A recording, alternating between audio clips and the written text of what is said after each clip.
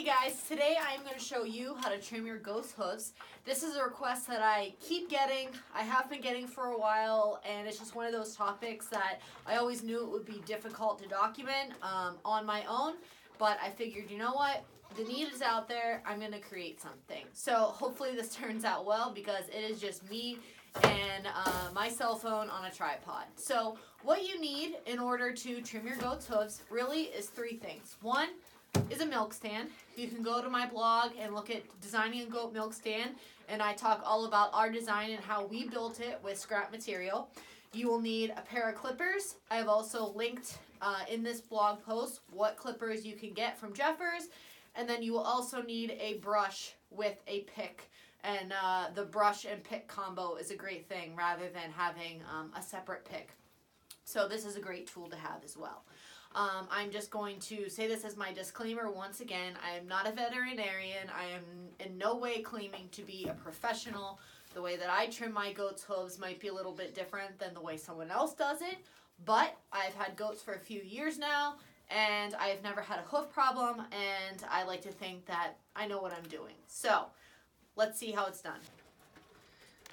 So I have Ruby here on the stand because she has the biggest hooves. I think that she will make the best model for this demonstration. So what you want to first do is just grab them by the leg and just give their hoof a lift. And what I always do first is I go in with my brush and I give them a good brushing. And I can tell that she has some dirt packed into the sole. So I'm just going to gently, with my pick, try to scrape some of that out, and keep in mind that their sole is soft, so you don't want to be digging. Just gently picking away the best you can. Ruby is a Nubian, and she is my most problematic goat as far as keeping up with her hooves. I trim them, well, this time of year, I'm trimming them about twice a week, and I feel like every time I do it, it looks like I haven't touched them in a month. They're just growing like crazy, and definitely struggling to keep up with them. So now that I have a lot of the gunk and the dirt and the manure and whatever it is that's packed away in there removed, you can see her her side walls of her hooves. They are grown up above the level of the sole. So especially on this side, the sole's here, and you can see her hoof wall. It's definitely raised, but it's not curling over. So I'm going to clean this up, trim it all so it's level with her sole.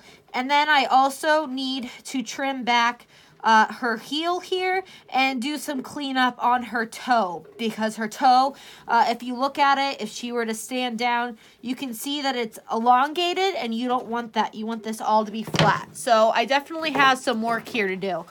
So what I'm going to do first is go through, and I'm just trimming away. And again, she also has the thickest hooves out of all of them, so they're the hardest to cut. So that's why you really want a nice sharp pair of clippers, because if these were super dull, it would just be a nightmare. So I'm going to go around and I'm going to trim these up and just get them, she keeps moving, get the insides here too cleaned up really well. You don't want any frayed hoof wall, because that can just like snag on stuff. So just get everything trimmed and cleaned up. Doesn't help that it's also 5 degrees out, so everything is just harder to do. I'm just getting these really clean. Just don't go too deep. Ooh, don't go, oh, she's out of grain. Hold on.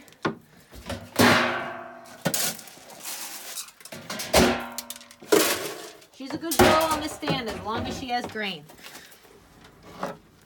So just want to keep going around, and you can see that as I'm trimming, the hoof wall is white. That's good, as long as you are seeing white. If it starts to look pink in any way, that means that you're getting close to the blood supply, just like the quick in a dog's toenail, and you do not want that. So I'm cleaning it up as I go and just making sure that I really am down to the sole, because you don't want anything left.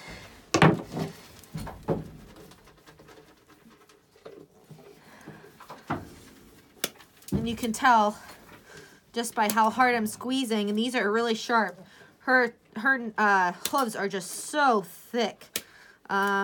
Definitely takes some grip strength to trim these babies. All right, so I got that side pretty good. And then now I'm going to go on to this other side here. And again, just trimming the inside hoof wall here. You don't want there to be any snags. If it's like fraying, they can get it caught on something. And what can happen is, think of it like a hangnail. You know, they can snag it on something and then it'll just tear right up the side. And then you're into a world of hurt with that as well. Now, what I do this time of year is I'm just going so that my hoof wall is flush with the sole. Now, it's winter. It's very cold. Like I said, I'm kind of shivering while I'm doing this because it's currently like 5 degrees out, but the ground is frozen. Now, in the spring, when we are dealing with really muddy conditions and hoof rot is a concern, what I will actually do is I can trim the hoof wall a little higher than the sole. And what that does is it prevents any kind of manure, mud, dirt, anything like that from getting in between the hoof wall and the sole. And because what happens if that happens and it works its way up and it gets between the two, it can actually cause the hoof wall to separate away from the sole, and that is not good. And that's also where hoof rot happens, and that's a big, big, big no-no. So once again, she's out of grain.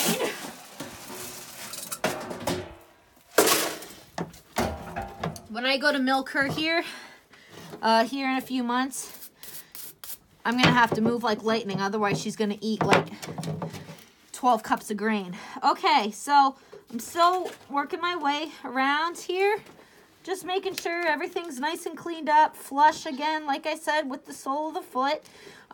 Checking to make sure I'm not getting any pink, which I'm not. I'm still at the white, which means that you're in the growth rings. And now that I have the hoof wall level here with the sole, what I'm going to do is I need to trim up this soft heel. So the soft heel is this back portion here, and this should be level with the toe. So the heel is, like I said, it's soft. So what you want to do is you're just gonna trim away, kind of like shaving. You don't want to take too much off at once, just gently. Again, if you see, this is a situation where if you see pink, stop what you're doing, because you're getting near the blood supply, and just trim it away. Woo, Ruby, trim it away. You want to get it nice and flat. Get it level with the toe, which the toe is up here. Oh, Ruby. All right. So that's looking pretty good. And then don't be afraid to stop what you're doing. Give it a good brushing and take a look. And as I'm looking at it from the, I'm upside down, but I kind of look at it from this angle and I can see, how it's looking. Is her toe looking elongated? It still is a little bit. So what I'm going to do is I'm just going to go here at the top and I'm just going to trim it back. Again, always just keeping an eye out for any pink that could be happening. And Ruby is very prone to elongated toes. Her back ones are ones that I'm really working on because I don't know what it is with her, if it's a Nubian thing or what, but it's just something that is a constant battle with her. So those are looking good, nice and trimmed up. take a little bit more over here. And another thing that you can do that it's kind of like a paint by numbers situation is you can almost look at the growth rings. And the growth rings are over here.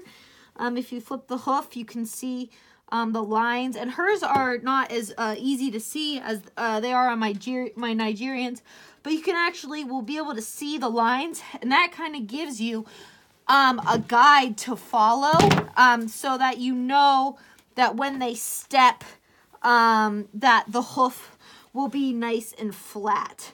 So you're not just kind of guessing. It actually gives you a line to follow for a nice flat hoof and a nice boxy square toe, which is what you're supposed to get. This is a good instance here. I just trimmed this hoof, and you can see that her hoof is flat. It has a little bit, of an angle to it, but it is not it's not elongated at the toe. And it has a boxy shape to it. Whereas if you look at her other foot here, or her other hoof, this is the one in the front that I did not trim, and you can see that it's more angled, and it's more elongated at the toe. Whereas this one, it's shorter and has more of a boxy shape to it, and that is what you were looking for. Okay, so now that I am back in the warmth of my house, I just want to mention a couple of quick things.